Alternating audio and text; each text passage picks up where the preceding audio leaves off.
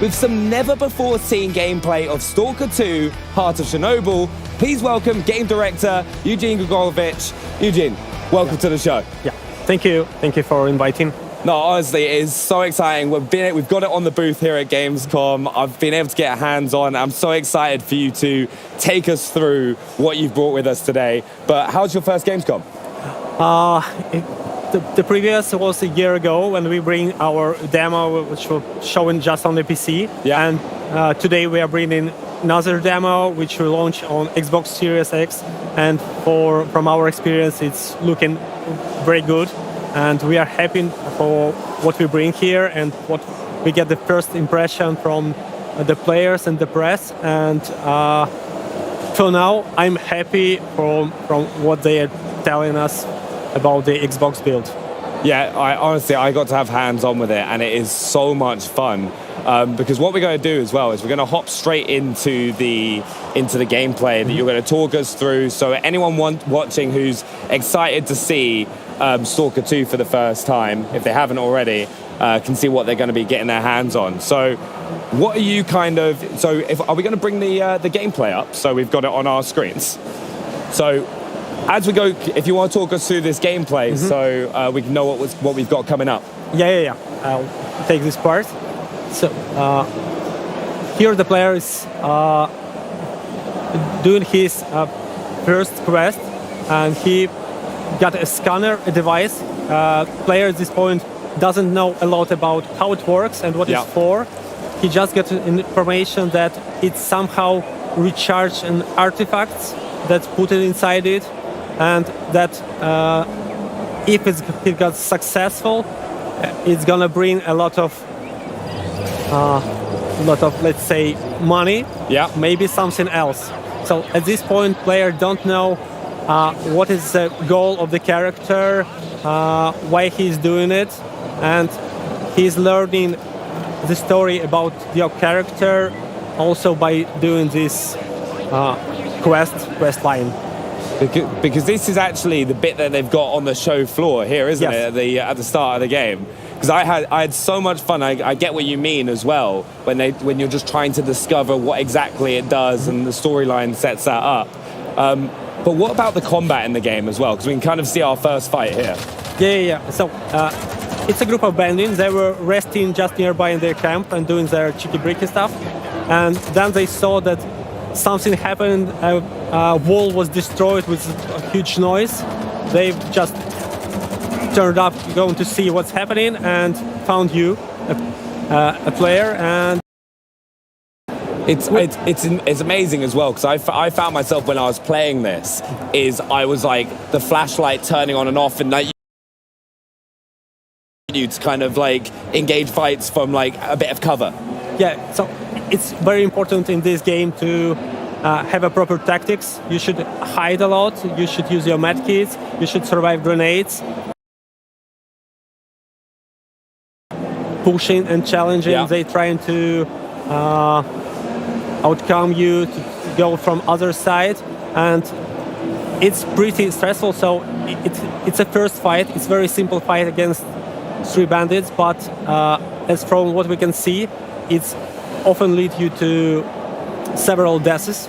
It's very unforgiving as well. And we just see as well, I found that it's like a big part of the game is like looting. So what kind of things should people be looking out for when they're looting?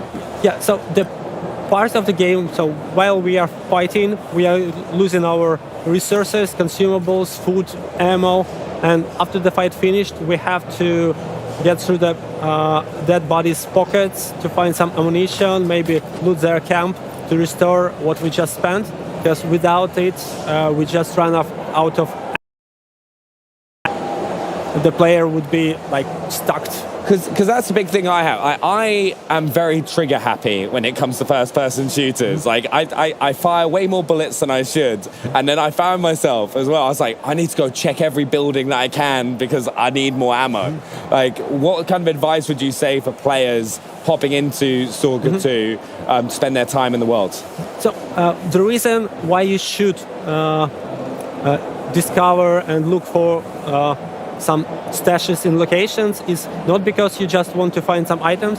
but because it's interesting to discover this abandoned place where was some living some time ago, and there is some story behind it. And when you are just walking around and looking for the corners, and it's beautiful there, you can surprisingly find something stashed there, because it's a Stalker stashes. They use some stashes for their next journeys, because they can bring like hundreds of thousands of kilograms. They have to make some stashes for there, and players sometimes find them, and it's often rewardable, and often it's very rewardable, because you can get a huge equipment boost by just going to some building you didn't expect to find anything there, but it could be there. That's what I found. I found myself like an assault rifle when I just had a pistol to start with. I was like exploring buildings and found that.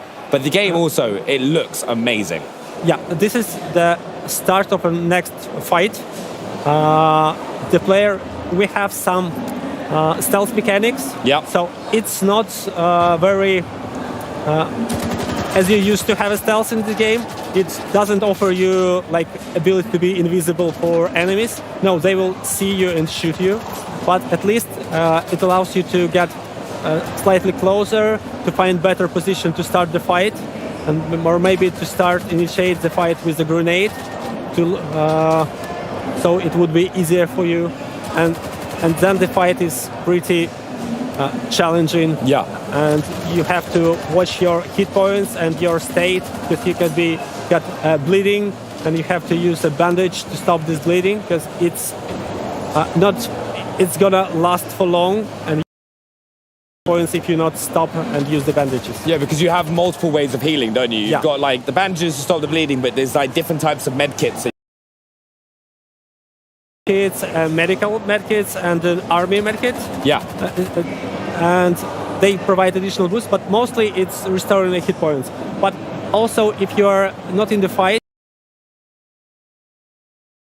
health, you can just eat, and it will also bring you a small portion of hit points. See, that's what I loved as well. I found like there's so much resource management that you have to like pay attention to as Stalker, which really gives you a different challenge. So it's like you said, if you don't eat, you're going to perform worse in gunfights. Yeah, so you have to watch about your state, just like you're watching about yourself. So we try to bring this simulation or atmosphere as you being the real human that goes to Chornobyl exclusion area with your backpack, with some food, and you just have to do the same things to survive in the game as in life, because you have to eat, you have to sleep, you have to like you fall, you broke your leg, you have to use some medkits to survive this, and that's what we are doing here.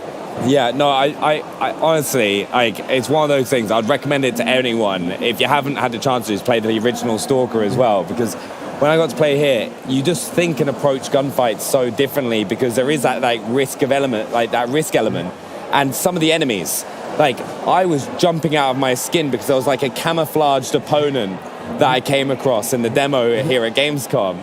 And like, can you tell us a little bit more about the enemies that we're going to face? Yeah, so the zone is inhabited by different factions. There are factions that came from the first Stalker trilogy, and there are new factions, and they have a story behind them of how they appear, what is their goals, and for the player, it would be interesting to uncover and discover these stories. And it's important to mention that from one walkthrough, the player won't know the whole story. Yeah. So you had to have several walkthroughs to get all these pieces together, or you could discuss it with your friend who choose some other path, and you can share the information about what you see to each other, and you uncover, oh, I didn't expect that it would happen like this. Yeah. So it's, for me, I find it should be interesting for people to discuss their experience with each other. Yeah, we also saw just beforehand, right, we can actually see the scanner going on right now. Can you talk us through this? It's echo scanner. It's a simple scanner. You just beep and the faster it beeps, the nearest is an artifact. Yeah. You can collect an artifact just by using scanner, and at this point, player face that Bloodsucker. It's a canonical enemy in Stalker series.